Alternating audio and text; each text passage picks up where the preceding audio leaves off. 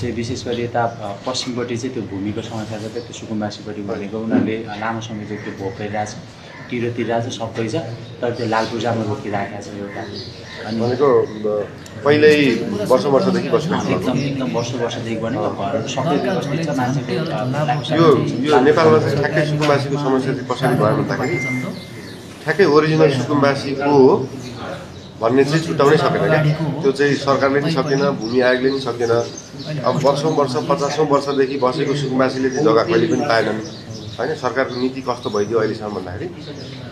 सरकारमा पुगेको पार्टीसँग जो क्लोज छ उसले चाहिँ लाल पूर्जा 5वटा भए पनि जग्गा पायो तर रियल सुकुम्बासी जो हो त्यसले 100 वर्षसम्म पनि पाएन क्या ठ्याक्कै रियल सुकुम्बासी जो हो जसले लाल पूर्जा पाउनुपर्ने हो रियल सुकुम्बासी रियल सोबासी जो हो उसलाई चाहिँ ठ्याक्कै पहिचान गरेर दिन सक्ने वातावरण त थियो नि त भूमि आयोगको काम थियो तर त्यो गर्दैन भूमि आयोगले के गर्यो भने भूमि आयोगमा पनि टिके जान्छन् त्यहाँ यसो पार्टीबाट टिका लाएर जाने परिपरिका जो मान्छे छन् त्यसलाई मात्रै लाल पूर्जा दिने भयो त्यो चिजलाई यो यहाँ पनि भ्रष्टाचारै हो क्या त्यसलाई चाहिँ ठ्याक्कै छुट्याएर अब यो चाहिँ रियल हो उहाँहरू चाहिँ ठ्याक्कै पहिलेदेखि बस्नुभएको त्यो वरिपरि चिनजानको आधारबाट पनि थाहा हुन्छ नि त त्यहीँ बसिरहेको लोकालिटीलाई पनि थाहा हुन्छ वर्षदेखि बसेको हिजो हामी विराटनगरमा थियौँ विराटनगरमा त्यो बाढी क्षेत्रमा के रहेछ भन्दाखेरि त्यहाँ चाहिँ रियल सुकुम्बासी हो कि 50औं 60औं 70औं वर्षदेखि बसेको त्यहाँको चाहिँ रियलले चाहिँ कहिले नपाउँदो रहेछ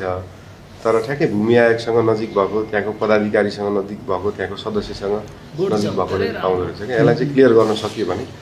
फेरि यो 1 वर्षमा समाधान हुने चिज हो ठ्याक्कै छुट्याउन सकियो